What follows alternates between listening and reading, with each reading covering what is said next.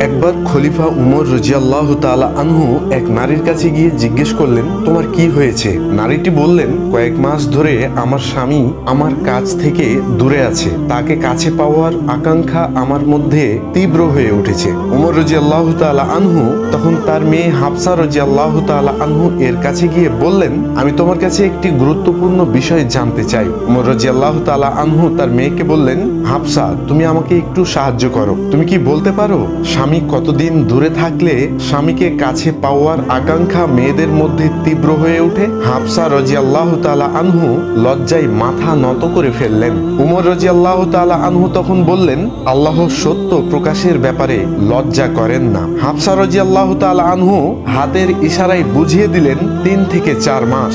উমর রাদিয়াল্লাহু তাআলা আনহু তখন নির্দেশ দিলেন, কোন সৈনিককে যেন 4 মাসের বেশি সময় আটকে রাখা না হয়। হাফসা রাদিয়াল্লাহু তাআলা আনহু ইসলামের দ্বিতীয় খলিফা উমর ইবনুল খাত্তাব রাদিয়াল্লাহু তাআলা আনহু এর কন্যা। তার ভাই সাহাবী আব্দুল্লাহ ইবনে উমর রাদিয়াল্লাহু তাআলা আনহু। হাফসা রাদিয়াল্লাহু তাআলা আনহু আব্দুল্লাহ ইবনে উমর রাদিয়াল্লাহু তাআলা আনহু এর চেয়ে 6 বছরের বড় ছিলেন।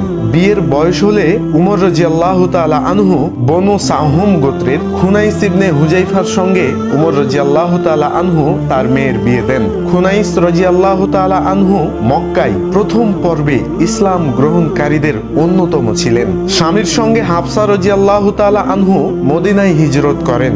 মদিনায় যাওয়ার কিছুদিন পরই খুনাইস রাদিয়াল্লাহু তাআলা আনহু ইন্তিকাল করেন। হাফসা রাদিয়াল্লাহু তাআলা আনহু বিধবা হয়ে যান। তখন তার বয়স ছিল 20 বছরেরও কম।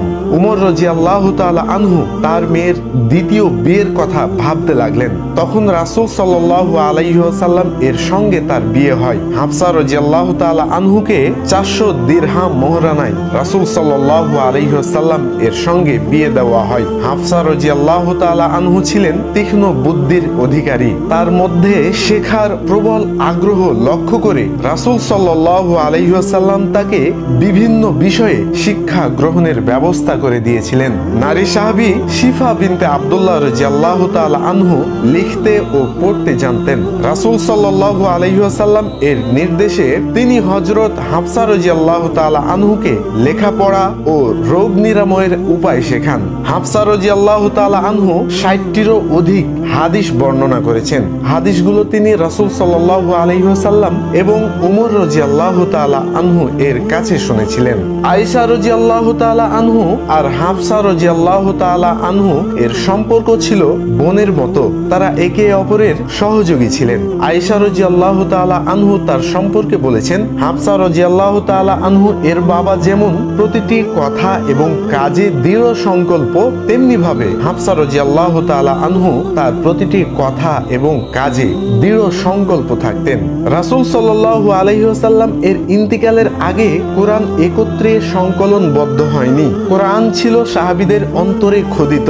আবু বকর রাদিয়াল্লাহু তাআলা আনহু এর খেলাফতের সময় সাহাবী যায়েদ ইবনে সাবিত রাদিয়াল্লাহু তাআলা আনহুকে কোরআন সংকলনের দায়িত্ব দেওয়া হয়। সংকলিত সেই কোরআন হাফসা রাদিয়াল্লাহু তাআলা আনহু এর কাছে সংরক্ষিত ছিল। উসমান রাদিয়াল্লাহু তাআলা আনহুর খেলাফতকালে হাফসা রাদিয়াল্লাহু তাআলা আনহুর কাছে রক্ষিত কোরআনের কপিকে প্রামাণ্য ধরে আরো একটি কপি তৈরি করা হয়। হাফসা রাদিয়াল্লাহু তাআলা আনহু 45 হিজরিতে রোজা রাখা অবস্থায় মদিনায় ইন্তিকাল করেন।